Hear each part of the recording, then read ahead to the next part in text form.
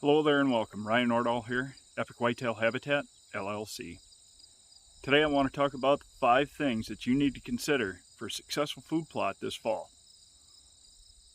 Now, if you haven't already, I'd really appreciate if you hit that subscribe button. Give this video a like.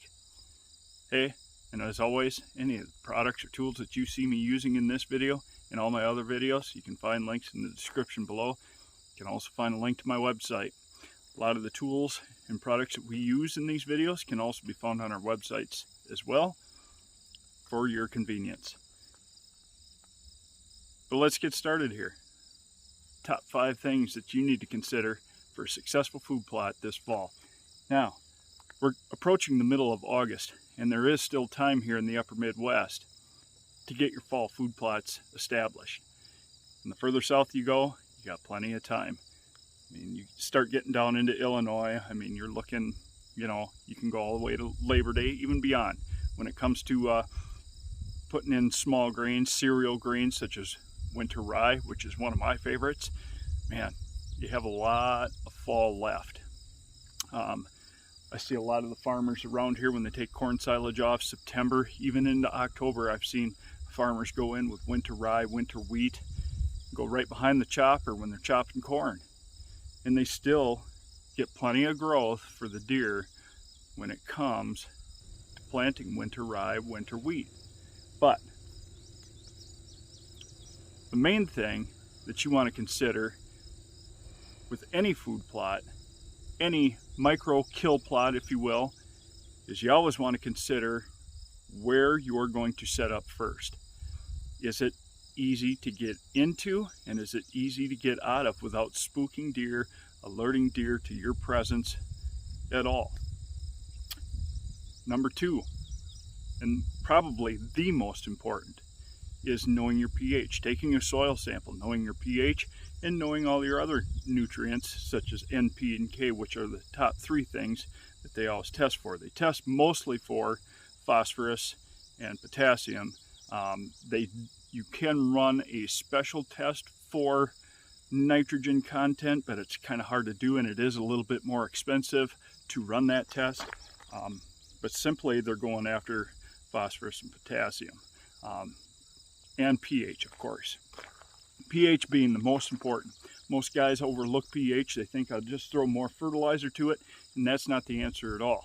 You have to get that pH of the soil as close to 7 neutral as possible for the CCE, cation exchange capacity, or whatever the abbreviation is. So in order for the nutrients in the soil to become more available for the plant to take up, that's why a balanced pH in the soil is so important. Next, number 3, you have to match seed selection to the soil types. For example, white clovers versus red clovers. White clovers will do better in certain soil types than red clovers, and vice versa. You have to match the seed to the soil conditions, soil types that you have in your area. Now, I know that planting a variety, and that's why it's important to plant a variety, I get that. But sometimes you plant a variety of white and red together, but your soil types only allow for white clover to establish. I think you're throwing money away when it comes to implementing that. So you have to pay attention to your soil types and matching the seed to the soil type in your area. Number 4, for a successful food plot, Mother Nature. Mother Nature has control. It looks like it could rain here today while I'm recording this, but there isn't much of a chance in the forecast. It's been very dry here this summer. Spring turned out, we had a lot of snow over winter. It soaked in real well. I mean, we had high hopes going in. Things took off great. What it did for the corn and beans in the area is it sent those roots down. There's no doubt about it. But in the end, we haven't had a lot. We've been lucky. Let me digress on that. We've been lucky. We've had rains when we've needed them, but it could have been better. A lot of areas, You know, it's been scattered throughout the upper Midwest, here in Wisconsin in particular. There's a lot of areas, even right here where I'm standing here near my home. The neighbor just a mile and a half away has not received the amount of rain that we've received here. My property's down in, you know, where my family farm is, and the proving grounds, they've received even more rain than what we've received here, and that's just another 10 minutes south of here. It's just the way it is. Mother Nature has the final call when it comes to this. And the fifth most important thing when it comes to establishing a successful food plot is just having fun. It doesn't have to be overwhelming. Keeping these 4 prior things, taking them into consideration. It doesn't have to be complicated. Go to your local agronomy center, not feed mill. I hear a lot of guys say, go to your local feed mill. Guys, those guys specialize in livestock feed and nutrition. You have to go to your local agronomy center. Agronomy. That's the key word. They will help you decide what's best for the area because those guys work in the area. They know the soil conditions and what works, and they can help you to consider what seed types for deer plots work best in your area.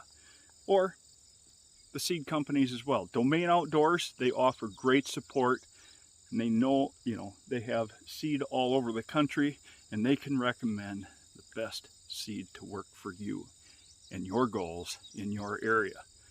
Have fun doing it. It's a lot simpler than we think. We make it so overwhelming and complicated. It's unnecessary to get that way. And guys, have fun. That's probably the most important ingredient when it comes to any of this. When it comes to deer hunting, establishing food plots, doing any type of habitat work, have fun doing it. I absolutely love it. 24 hours a day, 365, I'm breathing deer, and I know you guys are as well.